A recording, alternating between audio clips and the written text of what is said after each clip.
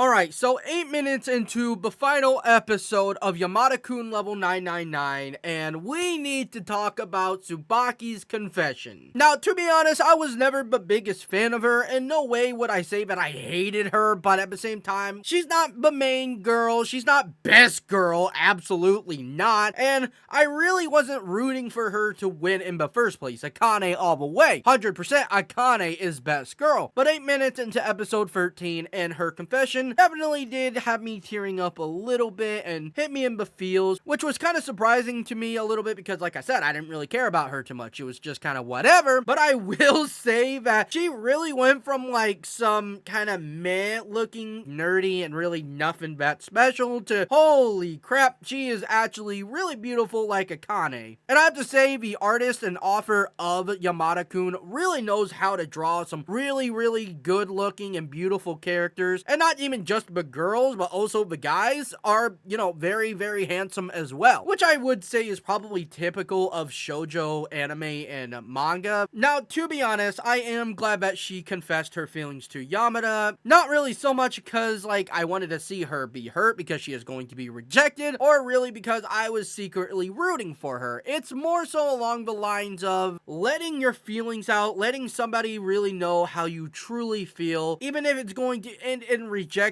and a possible heartbreak. I feel like it's better than to just leaving your feelings inside, bottling them up, and just end up regretting it in the end, because it's like, man, you know, what if I did take my chance? Who would have known? But even in her case, where she knew she was going to get rejected, she even said, I feel so much better just letting them out. It hurts not being able to be with you, and Akane is obviously going to win. At least she doesn't have to live with the guilt of at least not even confessing and trying to get with Yamada. But personally, how I see it is that a heartbreak, although can be very hurtful and can definitely get you down in the dumps for a while, and it's certainly not always easy to get over, is in the long run better than just living with regret. Because eventually you are going to get over that heartbreak, and you will probably find the person you're meant to be with. You know, you might not be with the person that you initially want to be with, but sooner or later down the line, you will find that person that is meant for you. Versus regret, where I would say I think it definitely is easier to get over a heartbreak than regret, because regret is one of the worst feelings in the world, and it doesn't really get resolved that easily. And certainly, as time goes on, you get over a little bit more and more, kind of like a heartbreak, but there's not a whole lot of